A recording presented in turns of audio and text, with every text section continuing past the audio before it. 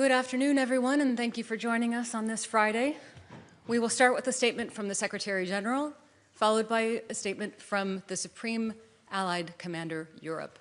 Secretary General, please. Thank you. Good afternoon, and thank you, General Grynkewich, the Supreme Allied Commander Europe, for joining me here in Brussels today. In the early hours of Wednesday, September 10th, numerous Russian drones violated Polish airspace. NATO's air defenses were activated and successfully ensured the defense of NATO territory. Whilst this was the largest concentration of violations of NATO airspace that we have seen, what happened on Wednesday was not an isolated incident. Russia's recklessness in the air along our eastern flank is increasing in frequency. We have seen drones violate our airspace in Romania, Estonia, Latvia, and Lithuania. Whether intentional or not, it is dangerous and unacceptable. At a meeting of the North Atlantic Council on Wednesday morning, allies discussed the situation in light of Poland's request for Article 4 consultations. Allies expressed full solidarity with Poland and denounced Russia's reckless behavior. NATO's core task is to deter aggression and defend every member of this alliance against whatever threats we face. Safeguarding our eastern flank is of utmost importance. This is why we have forward land forces deployed in 8 countries, with contributions from every ally supporting these contingents, and plans in place to scale up our presence if and when required. We have air defenses, ground, sea and air-based systems. Here too, with contributions from allies across Europe and North America working together every day to ensure that we are prepared and ready to defend every inch of Allied territory. We stood up Baltic Sentry at the beginning of this year to help safeguard critical infrastructure from reckless behavior in the Baltic Sea. And today, General Grynkewich and I are here to announce that NATO is launching Eastern Sentry to bolster our posture even further along our eastern flank. This military activity will commence in the coming days and will involve a range of assets from allies including Denmark, France, United Kingdom, Germany and others. In addition to more traditional military capabilities, this effort will also feature elements designed to address the particular challenges associated with the use of drones. Eastern Sentry will add flexibility and strength to our posture and make clear that, as a defensive alliance, we are always ready to defend. I am confident in the strength and ability of this alliance, not least because of the excellent leadership of our top brass. So let me pass the floor to General Grynkewich to provide a bit more detail about how we are reinforcing our posture through Eastern Sentry. General, you have the floor. Thank you, Secretary General. It's a great honor to be here by your side in Brussels for this important announcement, one that will strengthen our defenses. Integrated and layered air defenses, both air and ground-based, will be key as we move forward. This was on top of everyone's mind in the Baltic states, where I just returned from a short while ago. My conversations with leaders in Estonia, Lithuania, and Latvia focused on NATO's response to the reckless and dangerous act that occurred in Poland earlier this week. I am incredibly proud of our response. It was decisive and it was effective, and it speaks to the capability and professionalism of 32 allies working together. As the Secretary General just mentioned, this decisiveness will continue with Eastern Sentry. Although the immediacy of our focus is on Poland, this situation transcends the borders of one nation. What affects one ally affects us all. This is an issue that impacts all of the alliance, and we will treat it as such. Eastern Sentry will be flexible and agile, delivering even more focused deterrence and defense exactly when and where needed. It will include additional enhanced capabilities. It will integrate air and ground-based defenses, and it will increase information sharing amongst nations. Foremost, it will even further strengthen our posture to shield and protect the alliance. Allies stand in solidarity with Poland and are committed to this endeavor. We have already seen announcements on the deployment of forces from France, Germany, Denmark, and the United Kingdom, and we expect others soon. As part of Eastern Sentry, we will also work with Allied Command Transformation, as we did in Baltic Sentry, to rapidly experiment and field new technologies, such as counter-drone sensors and weapons. Poland and citizens from across the alliance should be assured by our rapid response earlier this week and our significant announcement here today. NATO will continue to defend every inch of its territory. Thank you, General Grynkewich, and I'm grateful to you and your team for the quick and decisive work you have done over the last days, and indeed every day of the year to keep our people safe. Indeed, I'm also grateful to our Supreme Allied Commander Transformation, Admiral Pierre von Jay. He is playing a key role on how we innovate and adapt our technology and tactics to address whatever new and novel challenges we may face, including from drones. NATO is a defensive alliance, and it is our job to ensure that we are doing all that is necessary to deter and defend. The reckless behavior we have seen from Russia is deeply dangerous. Our assessment of the incidents on Wednesday is ongoing, and whether or not Russia's actions were deliberate, Russia's violated NATO airspace. Therefore, we must, as NATO, make clear our resolve and our ability to defend our territory. And that is exactly what Eastern Sentry is designed to do.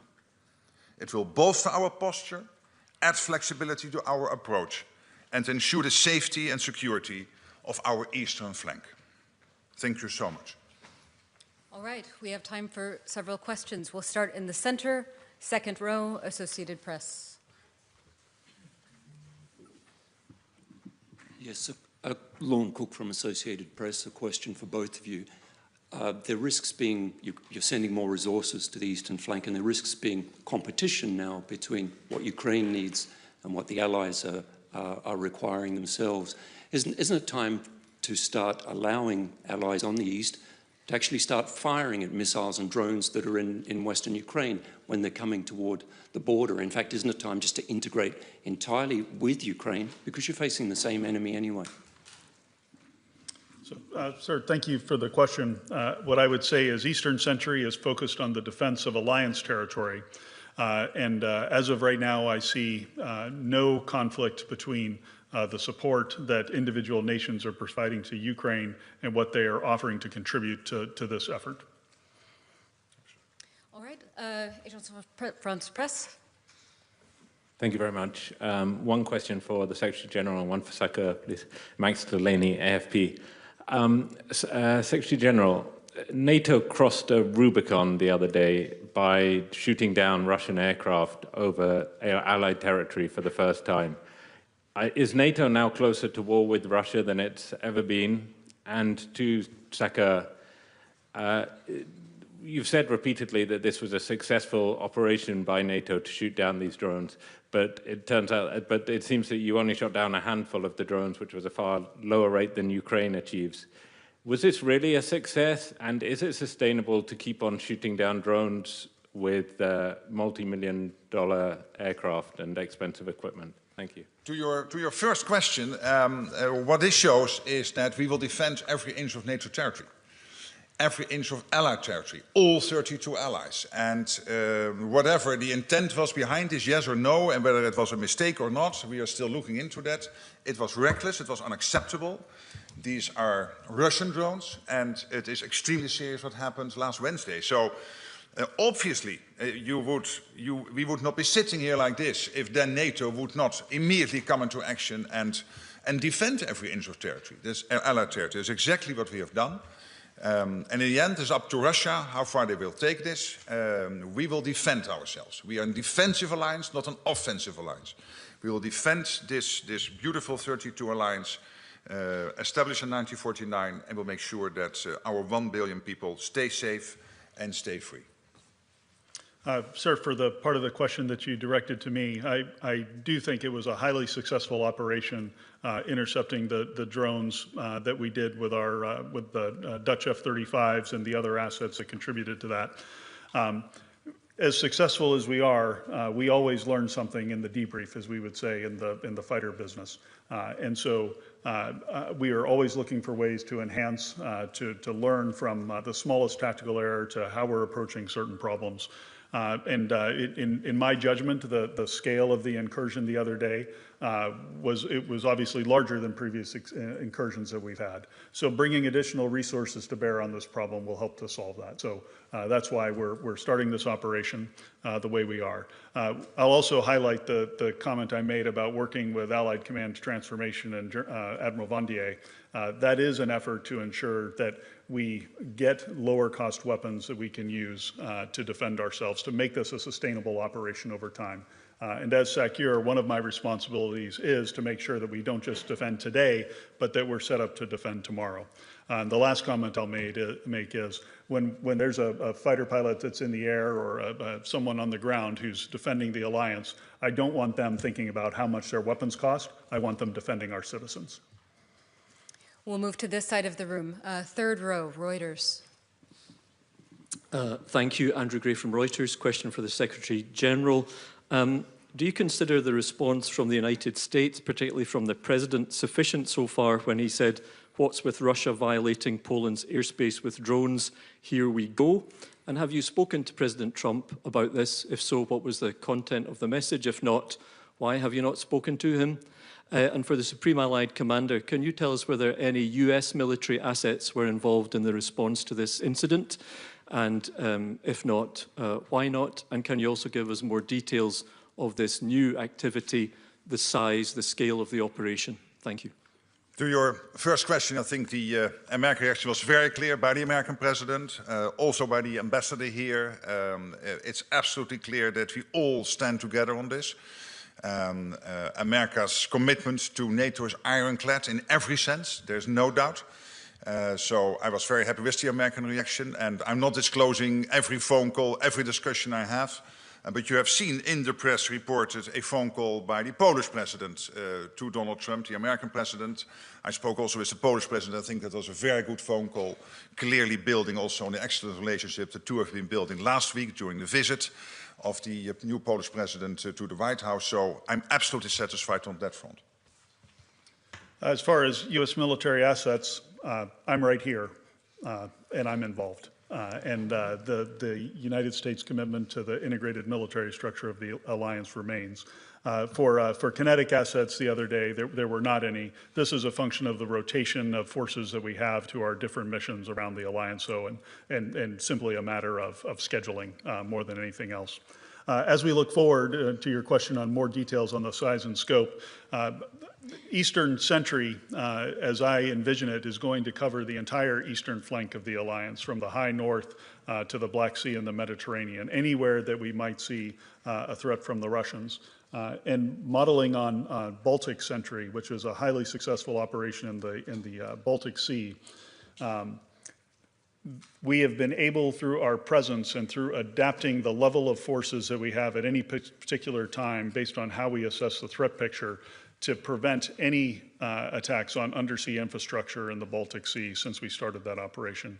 The same logic of this vigilance activity will apply, in that across the eastern flank we'll constantly adjust and change our posture in a manner that keeps the adversary off guard, but also responds to specific threats as we see them emerging. Fourth row, center. Thanks for the question. Thomas Kutschka with Frankfurter Allgemeine Zeitung. I have two questions. The first one for the immediate future. When will this new operation be up and running? Baltic Sentry was just a matter of days. Is that the time frame you're considering? And then in the longer term picture, the President of the European Commission this week suggested or proposed a drone wall as an answer to the new threat, to be possibly financed from the common EU budget. I'm just wondering what your thoughts are about this idea. It's something that comes from the Baltic states. Is that the right way to go to better protect the eastern flank? And I leave it up to you who wants to So I take reply. the second question, and Grynkewich, you do the Okay, first. sure. Yeah. Yeah, so a couple of comments. I have issued the order tonight for Eastern Sentry to begin. The order went out as this press conference began, and so operations are being brought together immediately underneath my authorities as SACEUR. Now, it will take some time for us to bring everything together with the new contributions that have been coming in, and we'll continue to work on this and refine the design of the operation moving forward, but it begins immediately. I'll just make one comment on the drone wall, Secretary General. This is very in line with some of our thoughts of fortifying our eastern flank from a land and air domain perspective. And just coming back from the Baltics, the number of states are making investments in technologies, learning lessons from Ukraine about what kind of sensors and what kind of weapons, kinetic and non-kinetic, might be effective. And so integrating those sorts of defenses into our daily deterrence activities and into our regional plans is absolutely going to be something that we want to do moving forward. Exactly. Now, and then to your question about Ursula von der Leyen, the President of the European Commission, I think she had an excellent State of the Union. There was a lot of defense in there and a lot of, how also the EU can help here and contribute to the overall effort. And this is exactly what we have been doing since October, since I came into office. And of course, we are close personal friends. And the EU and NATO are extremely closely working together on all of this, where we all agree that NATO is about the standard setting, about the capability targets, the defense plans, and the EU is about all the soft power, because you cannot fight with plans. You need to have the weapons, the defense industrial base and all that, and there we need the European Union. Also, of course, there's the question of money. Your question is also referring to that part. And of course, when it comes to money, there's national money. But everything the EU can help is great, and where the EU can bring together initiatives to, for example, when it comes to drones and developing the industry, that is all extremely helpful and absolutely in line with how I think also the President of the European Commission see the division of labor. And here we can learn so much from, of course, Ukraine itself. They have a well-established defense industrial base. They have a lot of experience now with drone interceptors. We have JTAC, the Joint Analysis Training and Education Center in Poland, which is joint NATO and Ukraine, where we take lessons. And as we both said, Admiral Pierre von Jay and his team in Norfolk, of course, working day in, day out on making sure that we apply the latest insights, technologies in how we build our posture. Okay, we'll come to the second row in the center, please. Hi, thank you, Terry Schultz with Deutsche Welle today. The Alliance has long been asking for enhanced, or allies, I should say, has long been asking for enhanced air defense, even before the war with Ukraine, but certainly since Russia's full-scale invasion. So do you feel at all that now you're having to play catch-up, that these are things that could have and should have been done earlier, and now it's simply been thrown into such sharp focus, and with the danger intensifying every day from Russia, is this not too little, but a bit late? Yeah, I would refer to the performance that we had the other night during the incursion in Poland, and that we were well postured.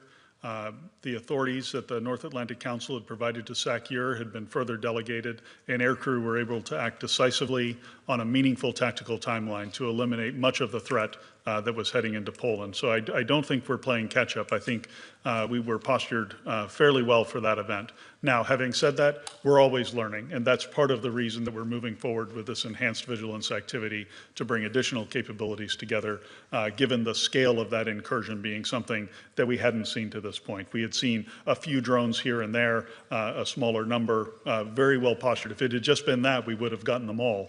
But clearly, with the number that came across the border, it's time to take a fresh look at this, and we're always learning. NATO is a learning organization. Allied Command Operations is a learning command, and we're going to do everything we can as we learn those lessons to incorporate them rapidly and ensure we're defending every inch of the alliance.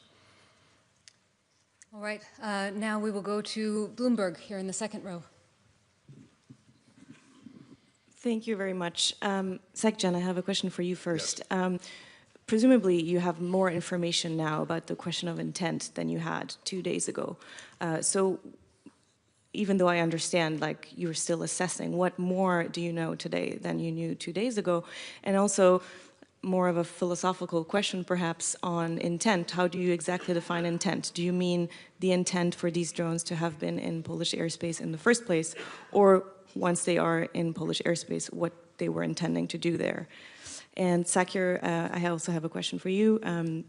I struggle to understand what exactly is new in this new Sentry program beyond assets that have already been announced and that are now being integrated. So if you could tell us exactly what the new assets are going to be. Thank you so much. Well, on your first question, obviously by day we get more insights. I won't share them with you, but I think that at the moment when we would have a full conclusion and we could share it with others, we could do so. And even that I'm not sure of, because that all depends, of course, on what we find. The only thing I can tell you, because I think whatever I tell you has to be the truth. And the truth is that at this moment we are still assessing. And at the same time, I think the question is relevant. What's behind this?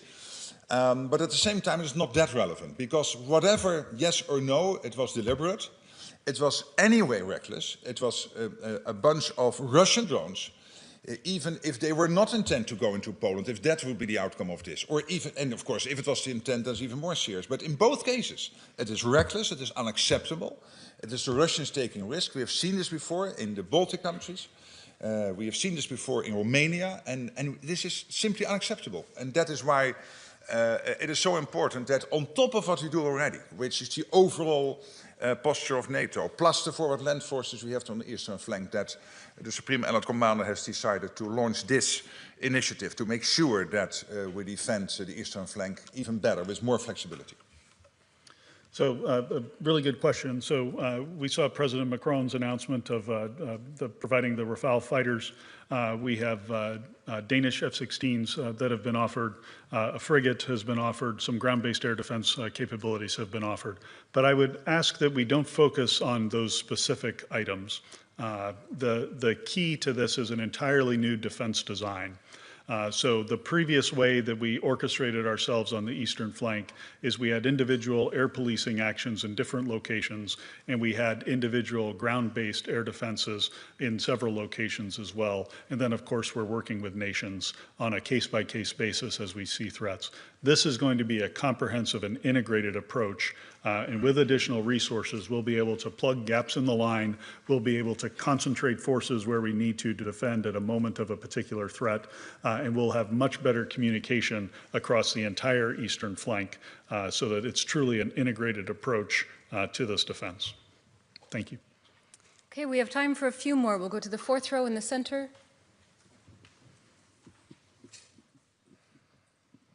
It's Gül from NTV Turkey. Just a little follow-up to my colleagues from Bloomberg question with regard the intent. We don't know yet the intent, but there were some, no divisions, but different approach from member states with regard to support we have to give to Ukraine or to defend ourselves. So do you think that this Russian aggression unite against, again, the member state, that we should give the necessary helps to Ukraine and that we should defend ourselves? And my question to Sakir is that if Russia aggression increases, do you need to come back again to North Atlantic Council to have a mandate, or is the operation given now gives you enough room so that if the aggressions increase, you can increase your ways and means? Thank you. On your first question, as I said, we are assessing it. And again, the answer to that question is, of course, of relevance. But anyway, it is unacceptable what happened. And anyway, it is the Russians behind it, because these drones came out of Russia. So the question is then, was it deliberate or not? And of course, that's relevant, but only to a limited extent. Because in the end, whatever they did, it is reckless, it is unacceptable, and we cannot accept Russian drones entering European, EU, NATO airspace. Allied airspace. That is absolutely impossible, and that is why we need to defend ourselves against it. On your second question, it is and. And this is exactly what also the Supreme Allied Commander said before. One, we have our plans in place, and we can, as we speak, if any attack would take place on NATO territory, we can defend ourselves. And then, of course, we have the coalition of the willing working on if there will be a peace deal in Ukraine. Let's pray it will be there as soon as possible. that we are able collectively to put in place the necessary security guarantees for Ukraine. We can do that. And what General Grynkewich today announced, we can also do, without spreading our resources too thinly. No, thank you. And I'll just add to what the Secretary General said. As Supreme Allied Commander Europe, I'm incredibly grateful for the NAC, for the authorities that have been delegated under the defense and deterrence family of plans that we have, including here during our peacetime period. And what this allows me to do on behalf of the alliance is to rapidly respond to these events. I'm very careful to execute those authorities with discretion and judgment, again, but very thankful to the NAC for allowing us to do this, allowing me to have the authority. Again, it enables a rapid response. I think that's important in this day and age when things move so very quickly, and we'll continue to move quickly to respond to this. Okay, we'll go to the third row, the man with the tie. Yes. Thanks for taking the question, Richard Huso, Finnish Broadcasting Company. This is for both the Secretary General and the Supreme Commander, if I may. The threat of airspace violations and drone attacks is obviously a shared concern for all allies, but would you say that countries with a longer border to Russia are more exposed in this regard, and could they expect some specific or enhanced help from NATO to tackle this situation? Thank you. Yeah, but of course the problem is this is about the eastern flank, because here is a direct threat to the eastern flank from, for example, drones or whatever could threaten our allies on the eastern flank. But more generally speaking, you know, I don't like that whole eastern flank thinking because it gives the impression that if I live in Madrid or in London, I'm safer than when I live in Tallinn, and that is not true. Because these latest Russian missiles, when they will be launched, they come down with 5 times the speed of sound, and they will take 5 or 10 minutes longer to reach Madrid or London than they take to reach Tallinn or Vilnius. So in that sense, let's agree that within this alliance of 32 countries, we all live on the eastern flank. Why is this eastern sentry so important? Because this concentrates on this very specific issue, which is airspace violations and making sure, and whatever other threat there is there, that we can better and with more flexibility defend ourselves in that part of NATO territory. I guess I would just add for commentary, I have a fairly robust portfolio at the operational level of war of dealing with drone attacks from my time in the Middle East. Including large drone attacks from Iran toward Israel back in April of 2023. I'm sorry, 2024. The range that those drones can fly and the paths that they can take, we are all vulnerable to them. So the eastern flank provides a first line of defense for this. And if those drones get through that first line of defense, they can be paired with the ballistic missiles or other capabilities that hold the entire alliance at risk. So I do think while it is an eastern sentry line that we're working to defend, it is on behalf of the entire alliance that this is going forward. Okay, that's all we have time for today. Thank you so much for joining us.